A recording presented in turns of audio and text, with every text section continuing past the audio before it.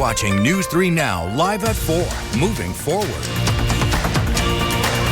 Hello, everybody. Thanks for joining us on this Monday. Hope you had a nice weekend, and moms, hope you got spoiled rotten. Did you have a good weekend? It was a nice weekend. The weather was beautiful. I wish we had a 3-day weekend because It is another beautiful day out there, and Blaze Keller is on our patio here in Madison enjoying the sunshine, I hope. Blaze, what's good out there? It is beautiful outside. Madison has officially hit its first 80-degree day or warmer for the year. Many of us sitting in the 80s right now. Couldn't quite get there this weekend for all of us, but we were expecting today more of us getting into those 80s. And right now, Madison, as well as Beaver Dam at 82 degrees, 84 in Janesville, as well as in Bosco Bell, 86 up there in Black River Falls, 84 in the Dells. It's 83 in Middleton, as well as in Sauk City. It's low humidity, plenty of sunshine. There's a little bit of cloud cover beginning to move on in, but it is a gorgeous afternoon. Now, that cloud cover is going to bring us some rain as we go further into your overnight hours. We're looking at that rain to potentially pick up as we go past midnight into early parts of your Tuesday morning. You're seeing it there on Future Track. We should stay dry through at least 4 or 5 o'clock in the morning on Tuesday, so plan for possibly a wet commute, but those showers are going to be hit or miss, along with a thunderstorm or two as we go into Tuesday. Thursday, though, we're still eyeing that chance for severe weather, so we'll talk the latest details on that chance in the full forecast. Thank you, Blaze. The dad of the Abundant Life Christian school shooter is out of jail. Online records show Jeffrey Ruppnow paid part of his bond. Last week, he was charged with 2 counts of selling a dangerous weapon to a person under 18 and 1 count of contributing to a child's delinquency. The charges stem from the ALCS shooting on December 16th when Ruppnow's teenage daughter opened fire, killing a student and a teacher and herself. 6 other students were hurt.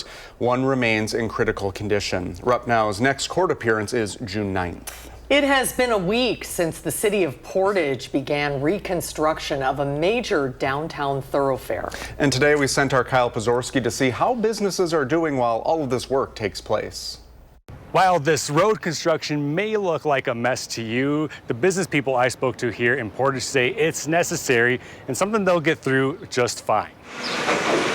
In the week since construction on Wisconsin Street began, there's been a bit of a learning curve to get around town. Signs have been put in place, as well plenty of posts on social media are informing people of where to reroute. Marianne Hansen of the Portage Chamber says the good news for business is that many who have been left without a road have back doors, eliminating much of the need for people to use the major thoroughfare. There's a lot of parking in downtown Portage, so we've been getting out the maps and letting people know that park in the parking lots, walk in the back door, maybe just take a different route that you are used to. She says while it's an inconvenience for now, once it's over, it'll be great. The months-long project includes installing new utility lines before a full resurfacing of the road. In Portage, Kyle Pozorski, News 3 Now.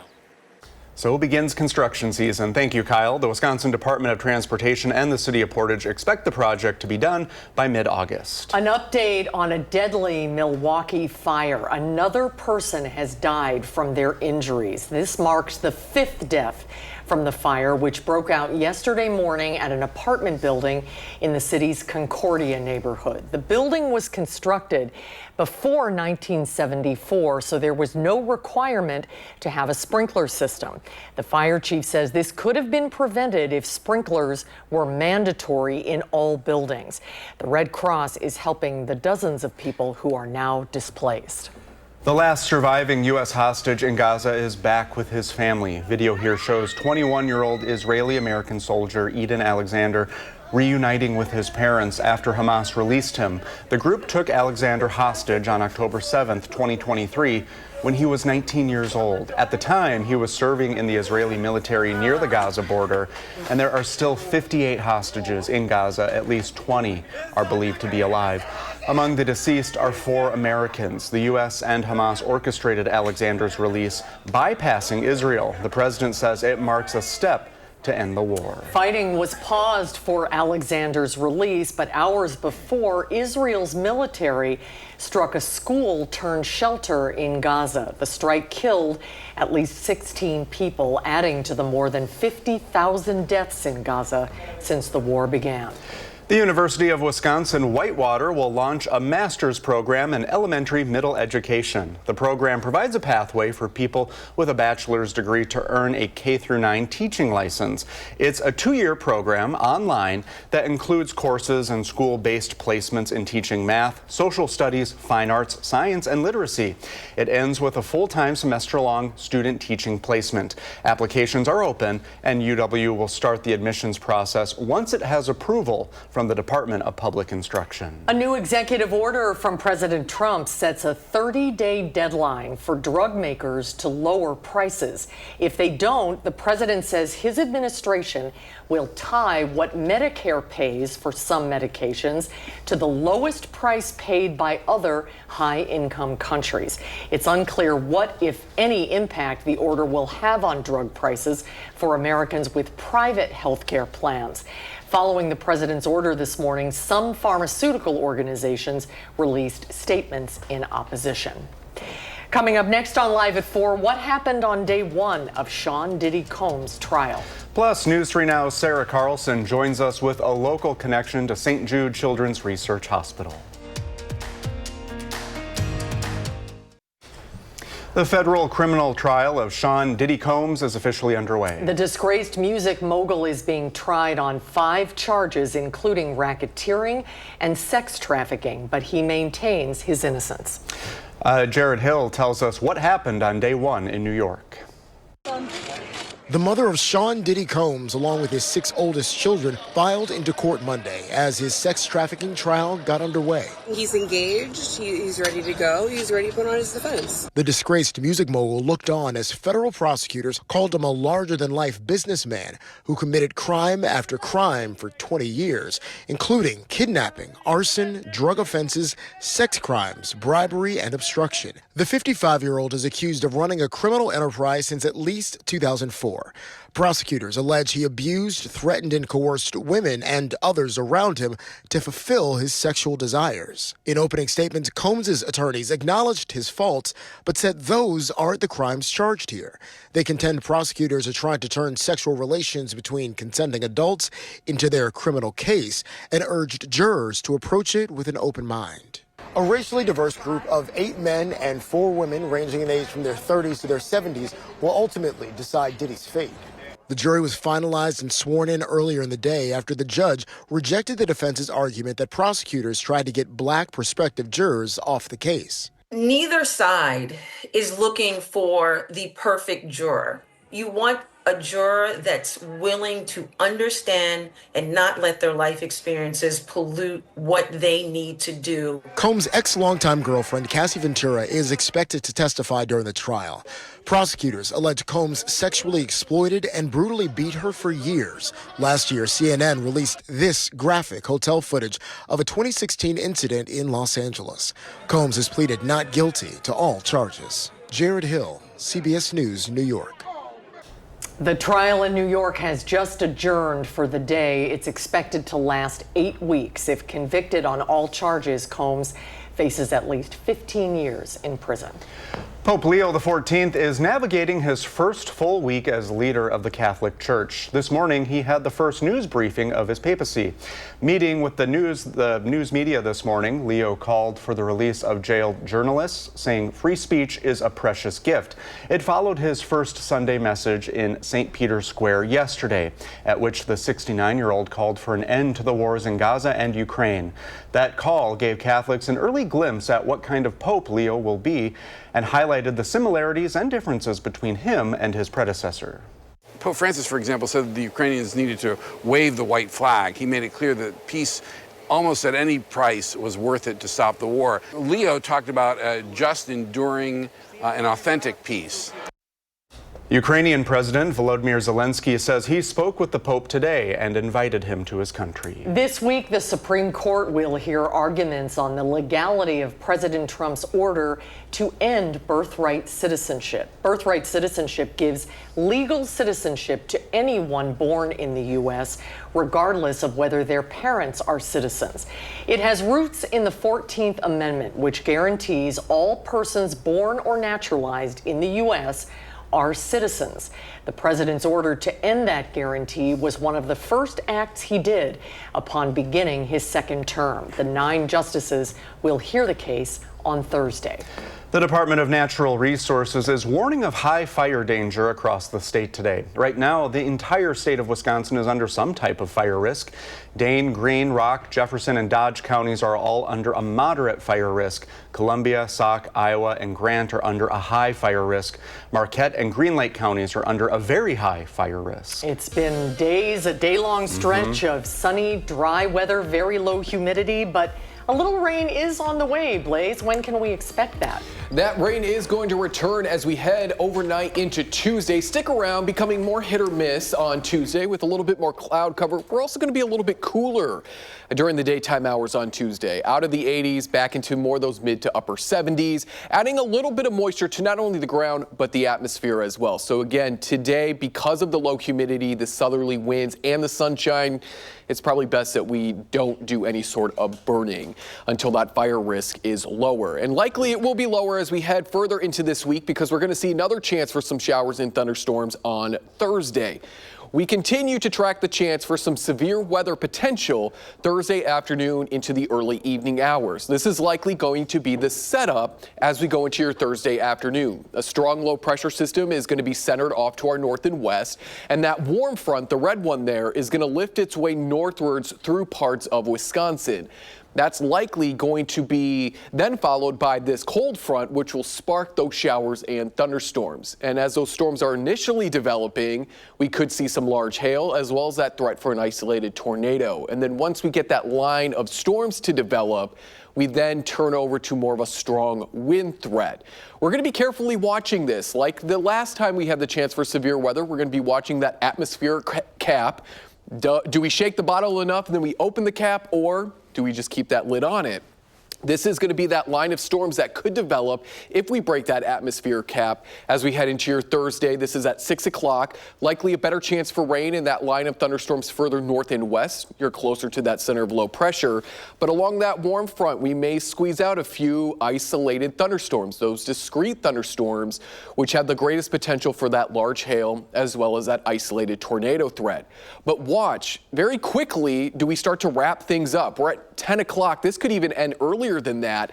And then we go quietly overnight into Friday. There's a lot of wind with this low pressure system and it's moving rather quickly. So these storms are not going to be lasting all night Thursday into Friday. It's very quickly going to be a short window there Thursday afternoon. So stay with News 3 Now, not only for the latest forecast, but also the latest in severe weather coverage as well. Tomorrow we could get a rumble of thunder, maybe an isolated non-severe thunderstorm or two, but likely it's going to be light to moderate rain showers. Temperatures a little bit cooler because of that cloud cover. Now today, hopefully the video will play here. There we go. Out in Iowa County, Dennis, he was near Linden and he saw what looks to be a dust devil forming, and it's a large dust devil. This extends well into the sky there outside of someone's farm. So how do dust devils form? Well, it's on a perfect day like this. Plenty of sunshine heats up the ground. The ground then creates an area of low pressure. That air rises. It spins as it does, and it picks up all that dust. And you can see the extension of that dust devil right there. So Dennis, thank you for sharing that. You can send any weather photos or videos to either this QR code, through our First Warn Weather app, or through our website as well.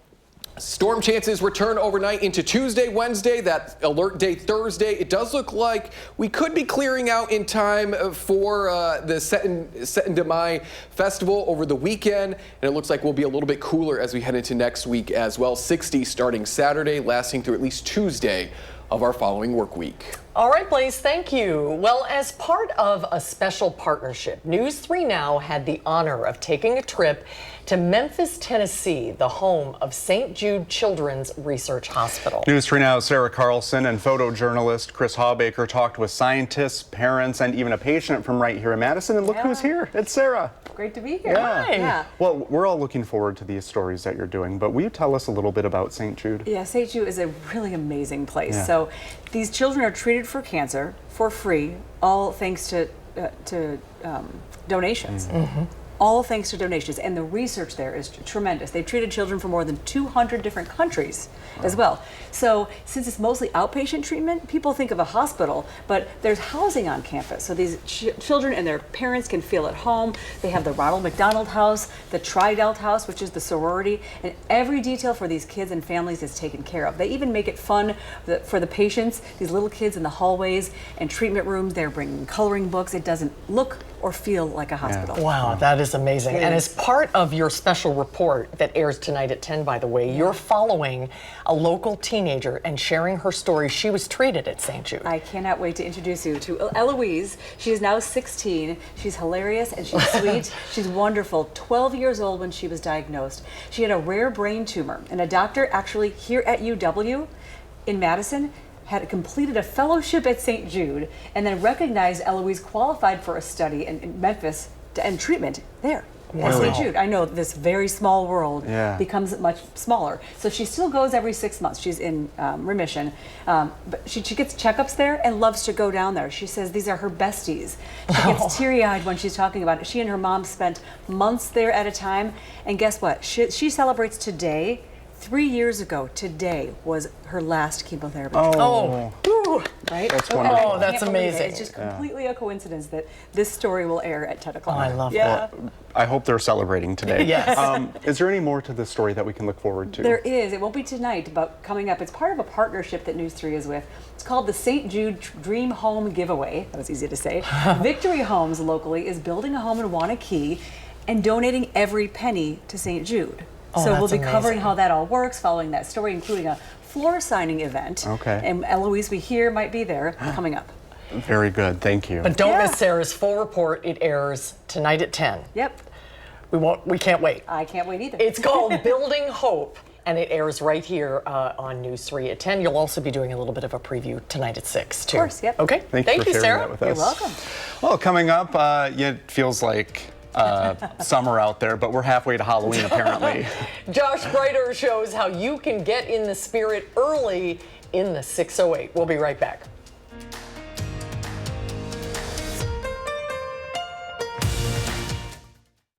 This summer, bands from all across the world will gather in Madison for an arcade, pinball, and heavy metal festival. The Sylvie will host the Mad with Power Festival in June. It is the largest power metal festival in North America. Its founder, Madison local Ty Christian, launched the festival in 2017. His goal, to support small and mid-sized heavy and power metal bands. It really is about creating the community. The whole festival is really centered around that idea of Midwest Nice and creating a place for people to feel that joy of togetherness. Excuse me. The festival is June 6th and 7th. You can get tickets at madwithpowerfest.com. The 2-day tickets are $135, but you can also buy 1-day tickets for $85 each. Sounds pretty fun. Well, in the 608, Screamin' Acres in Stoughton says we are halfway to Halloween, and it's celebrating big this weekend, opening for a one night only on Saturday. This is a very popular thing. And here is a little News 3 Now throwback when our morning team was invited out last fall. All right, you guys ready? I don't know which way to go. What are you talking about? Why are you walking so fast? Ooh, there's bugs. Oh,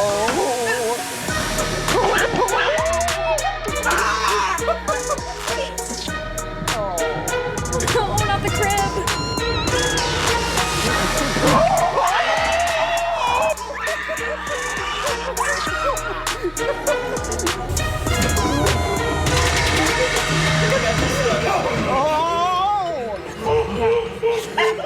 It's okay, guys.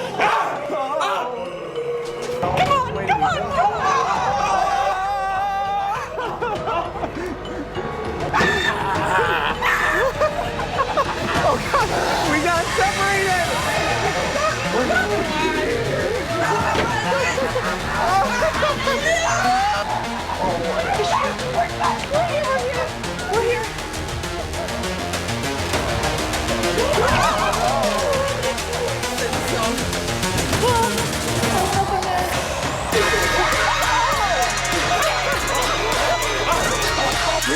train. It's not moving.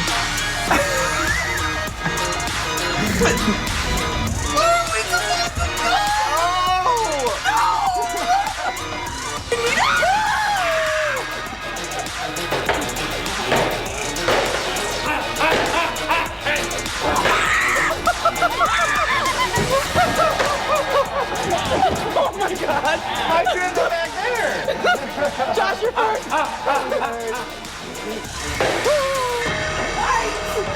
What is that? Go! Okay, but we survived, you guys. We survived. For the champions! My friends! Oh! Maybe not yet. Time for monsters!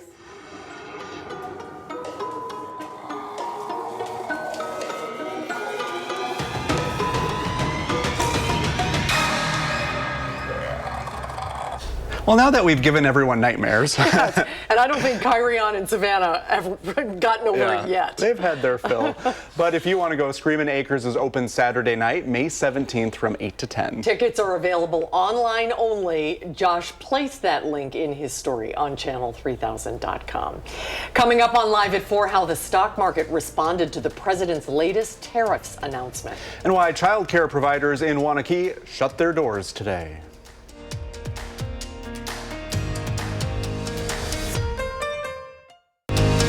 You're watching News 3 Now, live at 4, moving forward. Well, do not forget your sunscreen today. Oh, no, it is a perfect day out there today. Low humidity, 80 degrees. Get out on the lake, everyone. And yes, exactly. Seize the day because some showers return Monday night. Those are the weather alerts, and Blaze is here with the details. That's right. We are tracking that chance for some showers this evening. Hit or miss, mainly after midnight going into the early morning hours on Tuesday. Not everyone will see that shower activity, but our main focus is going to be that severe weather threat Thursday. We're still underneath that chance for some severe weather, mainly Thursday afternoon through at least the early evening hours. All severe weather threats will be possible. That includes strong winds, large hail, and the possibility of an isolated tornado or two. But as you guys were mentioning, it is gorgeous outside. Stay out and enjoy the nice weather as you can, for as long as you can. We've got low humidity. I think the relative humidity is at 20%. It's 82 here in Madison, 80s across southern Wisconsin, plenty of sunshine. So get out and enjoy it. We're going to talk more about the severe weather threat that could impact us on Thursday and time out some of those shower chances Tuesday and Wednesday in the full forecast. Thank you, Blaze. If child care is taking up a good chunk of your family's budget, educators and advocates say it could take up a lot more. That's if it's not funded in the state's budget for next year. They tell our Arman Rahman that's why they're advocating for this here and nationwide on this day without child care. This classroom right now is empty by choice because educators say without needed funding, many others across the state will have no choice but to be empty forever. We're here for a day without childcare, which is a national movement. That's why Art House Preschool in Wanakee closed its doors for half a day. Because owner Heather Murray says if funding from Wisconsin's Child Care Counts program is allowed to run out in June, a quarter of child care providers in the state will have to shut down. I mean, people are already closing their doors with what we are getting right now. Dane County has lost in the past 10 years 20% of their child care centers. So, again, if the investment isn't made, it's going to happen, and then we're going to have to pick up the pieces from there. Governor Tony Evers dedicated $440 million in state funds to child care counts in his next budget, but the Joint Finance Committee removed it as part of 600 items members gutted. Murray says while Art House will stay open, she had to tell parents tuition will go up if the state doesn't make more investments. I'll have more from one of those parents tonight at 6. For now, reporting in Wanakee, Arman Rahman, News 3 Now. Thank you, Arman. Republicans removed child care counts funding from last year's budget as well, but the governor was able to gather $170 million in emergency COVID funds to keep the program going for another year. The U.S. and China will temporarily lower their tariffs as they continue negotiations. Under the agreement, the U.S. will lower its 145% tariffs on Chinese goods to 30%. The retaliatory tariff China imposed on the U.S. will come down to 10%. The president announced the deal earlier today after members of his administration met with Chinese officials over the weekend. The talks in Geneva were very friendly. The relationship is very good. We're not looking to hurt China. The agreement is set to last for 90 days. The news sent stocks soaring today. The Dow ended the day up 1,161 points. The Nasdaq is up 779 points, and the S&P 500 is also up 184 points. An early morning barn fire on Sunday led to the deaths of 4 horses at a home in Fitchburg. And now the family is picking up the pieces of what's left of their barn while coming to terms with the loss of their beloved horses. News 3 Now's Jalen Banks caught up with the family this afternoon and shows us. Tragedy struck early Sunday morning at the Pliner family barn in Fitchburg when 4 of their horses were caught in a barn fire. I had the chance to catch up with the family this afternoon on what the horses meant to not only them, but the community as a whole. Sunday, just after 4:30 a.m., fire crews responded to the 2500 block of Richardson Street in Fitchburg. There, they would find the barn of the Pliner family on fire. Inside the barn, their 4 horses, Colton, Shay, Archer, and Charlie. All 4 were lost in the fire, leaving behind an impact that cannot be measured. We have a special bond with them, and they're in our backyard. They're in our backyard. We have neighbors. I couldn't even believe the neighbors and how many have come out of the neighborhood to express their sorrows. And basically, we have a neighborhood in mourning right now. The Pliners tell me the barn can be rebuilt, but the love and memories left behind by their 4 beloved horses can never be replaced. For now, reporting in Fitchburg, Jalen Banks, News 3 Now. Thank you, Jalen. And we will hear more from the Pliner family tonight on News 3 Now at 6. Beloit's police chief will stop serving the city in June. Chief Andre Sales says he's accepted a new position, but didn't say where that would be. Sales has served as the department's chief since 2021 and has worked there since 2005. Sales says his last day on the job will be June 6th. You might be eligible to receive part of a $95 million class action settlement with Apple. The settlement stems from a 2021 lawsuit. People alleged Siri to have listened to private conversations and that those discussions were shared with third-party businesses.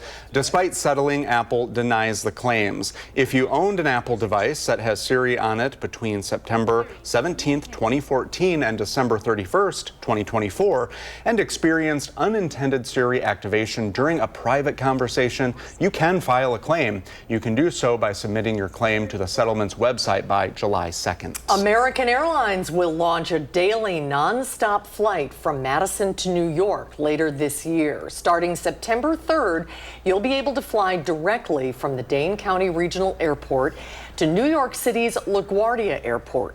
Delta Airlines already offers nonstop flights to New York. American Airlines Edition brings the number of nonstop daily flights to New York from Madison to 3. Well, coming up, it is graduation season for seniors in high school and college. A lot of big changes, how you can help your child navigate the transitional stage in their lives when Live at 4 returns.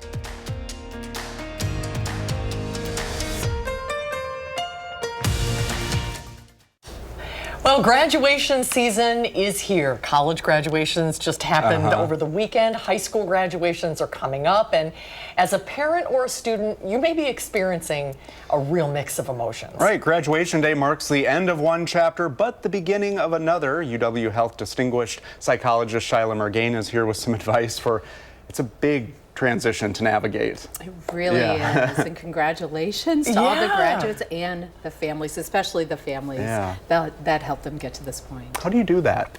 Well, really, whether it was you just graduated in college, you have an upcoming elementary, middle, high school graduation, or just the end of the school year, think about planning a celebration to really commemorate. There are few milestones in our lifetime, and graduation is one of those things. So you might plan a party. You might invite those people that you're really close to over for dinner, or maybe you just do a simple gift. But the important thing is to honor it, taking some time to just bring in some joy. Yeah, that's a great idea, no matter where you are in your schooling transition. But graduation really brings up a lot of feels, emotions, both positive and negative. It's hard for a lot of parents to let go. What's some of your advice for how you deal with the multitude of emotions that a graduation brings? Not to have it take you by surprise if you tear up at the ceremony, or maybe you're taking pictures, you see a picture of your graduate, and it just kind of takes your breath away, and it might because how fast time flies. Yeah, just that nostalgia around they were once this little and now they're flying, and it's okay to have some of that sadness. It's okay to have a little bit of grief, and maybe even some regret of, oh, I wished I would have done that. All of that is part of celebration, and we can become larger containers to hold it all. And I think it's important for parents to maybe have some private time to process some of those emotions, and then with their child, they might kind of bring in that joy, so that child doesn't have to feel guilty or hold some of that sadness you might be feeling. Are you having flashbacks to your son's graduation? I really am. I am. I can feel it. Can you feel it? Yeah. Well, and it is a big day. It can be a very exciting day for people. And then there's always the thing of, well, what am I going to do next? What's coming? So is there a pressure involved too? I think there can. For like high school, you might feel that pressure to have your adulthood figured out, or a graduating college student might be like, what am I going to do in a tough job economy? And so I think it's okay to be in the unknown. I always say when people don't know what they want to do, it's actually a good place, because they're having to do some soul work to find a vocation, a calling, and that's a process. And I think in graduation, if you're graduating, even if it's like elementary school up to graduate school, to celebrate your growth, who you've become, the lessons learned, the experiences you had. And as a parent, you might help verbalize that in a card or just a toast, and to say the things you're proud of. Again, there are few times in life that we can have such a big celebration of how far people have come. Now, your daughter hasn't started school yet, right? How old is she? Well, she's in preschool, and she's 3. So we have our celebration is just to take an end of the school picture, and we have one of those posters, and we write down who she wants to be. So at the beginning of the year, it was a doctor. Now I think it's a ballerina. And just that photo is an opportunity to say, yeah, you did it. Good for you. Don't blink, so Mama. Proud of you. Do not blink. Thank you so much. Thank you, Shyla. Great advice. It's great to be here. Thank you. Coming up on Live at 4, Blaze Keller will tell us when we could see some alert day conditions in the weather. It's hard to believe after all this beautiful weather. It's so nice. And later, whether Fight or Flight was able to break through the box office over the weekend.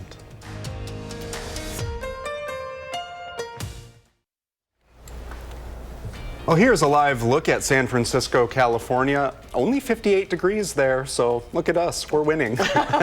It's a beautiful shot of the skyline nice. in San Fran. Blaze is here with a look at our weather, and it's just about perfect today. It is. We got into the 80s for the first time in Madison today. We'll be in the mid-70s tomorrow. A little bit more cloud cover and that chance for rain, but we really lucked out this weekend. A lot going on. Mother's Day, Sunday, commencement Saturday, even beginning Friday afternoon. We had some graduates graduating, and the weather was perfect then. Now we're starting to add back some rain. That omega blocking pattern, remember the jamming up of the jet stream, it's beginning to break on down as we expected it to do so around the middle of May.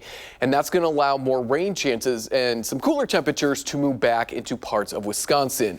That rain is going to pick up as we go further into your Tuesday morning. So plan for maybe some rain showers driving to work or as the kids are heading to school. We're going to keep that chance as we go into the afternoon as well. But notice not everyone is underneath the green. So it's going to be very hit or miss. You can track them with our First Warn weather app as well. This is a low pressure system that essentially is dying as it moves its way into western parts of Wisconsin. Into Wednesday, we'll still keep that chance for afternoon showers or thunderstorms like Tuesday. These are going to be very hit or miss.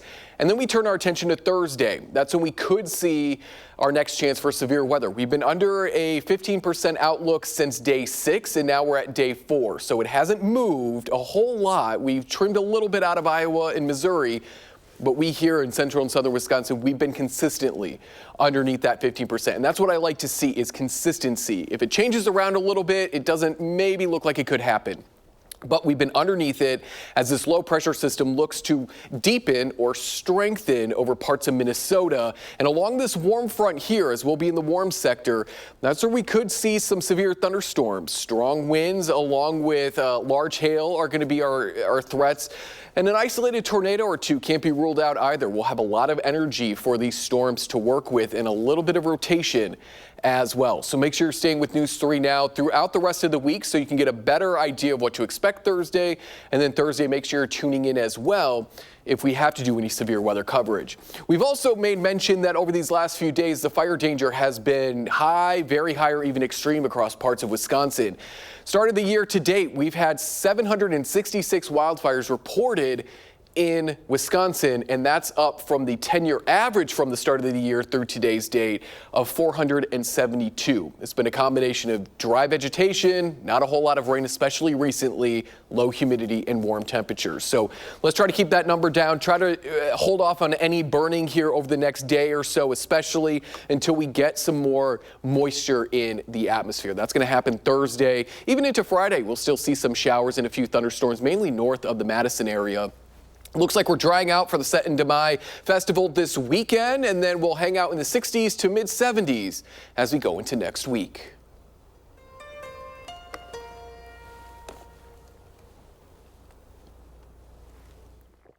The action comedy Fight or Flight, starring Josh Hartnett, opened in theaters over the weekend. Is it worth seeing? Here's Will Loper's take in the Loper Report.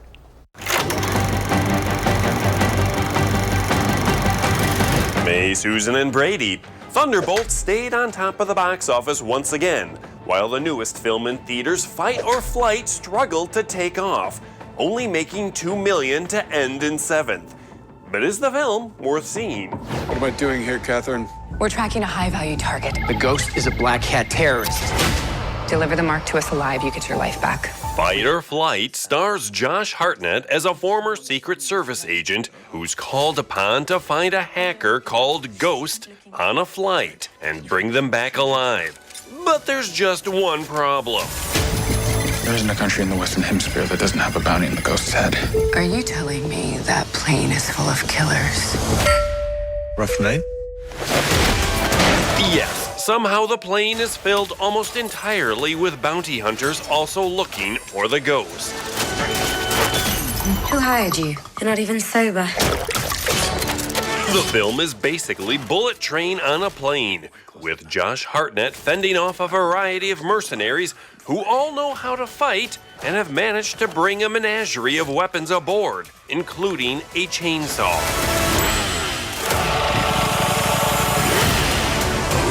If you're willing to turn your brain off and just enjoy a mindless action film that gets progressively more ridiculous, you'll have a good time at Fight or Flight. Stop, please! Hartnett shines in the lead role, but don't go looking for a plot that makes sense. Citizen Kane, this film is not. For Live at 4, I'm Will Loper. You know, why not? Just turn your brain off. Yeah, that'll be fun. We'll be right back. Tomorrow on Live at 4, UW Health Dr. Jeff Potoff will stop by. We'll talk about a first-of-its-kind tool for fighting cervical cancer. And straight ahead tonight at 5, how much money the DMV says odometer rollbacks make up in fraud loss. Thanks for watching Live at 4 today on this Monday, everybody. We hope to see you right back here tomorrow. News 3 Now at 5 starts right now.